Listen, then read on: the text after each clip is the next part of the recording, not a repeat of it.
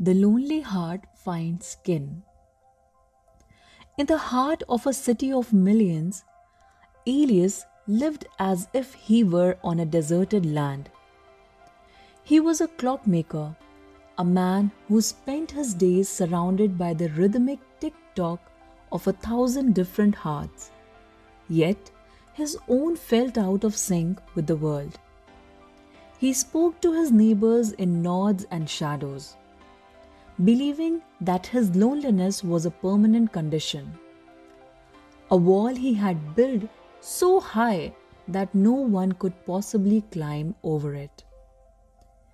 He convinced himself that to be alone was to be safe. If no one was close, no one could leave. One rainy Tuesday, an old woman named Clara entered his shop. She didn't bring an expensive heirloom or a gold pocket watch. Instead, she placed a small plastic alarm clock on his velvet counter. It was cheap, cracked, and worthless by any professional standard.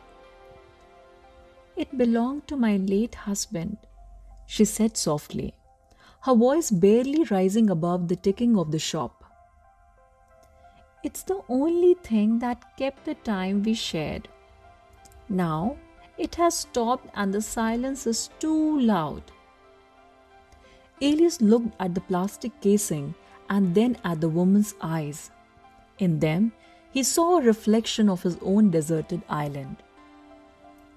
He spent the next 3 nights hunched over his workbench. It was an impossible task. The internal gears were stripped and the parts were no longer made.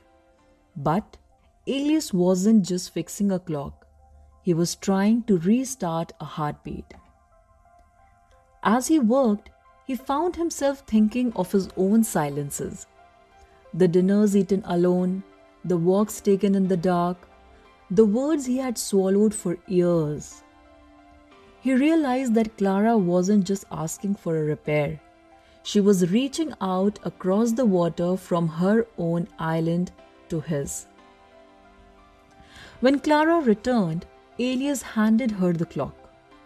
He had polished the plastic until it shone and replaced the broken movement with a custom-made brass mechanism. He wound it up, and the steady thump-thump filled the space between them. Clara began to cry, not out of sadness, but out of the sudden weight of being seen. "I thought the world had forgotten I was here," she whispered.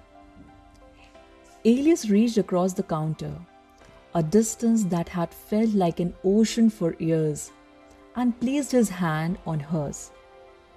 "I am here," he said, "and I have been listening."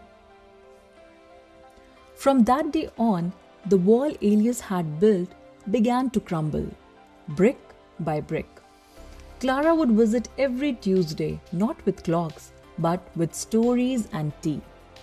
Soon, other neighbors began to stop by, not just for repairs, but for the warmth that now radiated from the little shop. Elias learned that a lonely heart is not a broken heart. It is simply a heart waiting for a familiar rhythm. He realized that kinship isn't found in perfect people, but in the cracks we share with others. What we learn here is simple.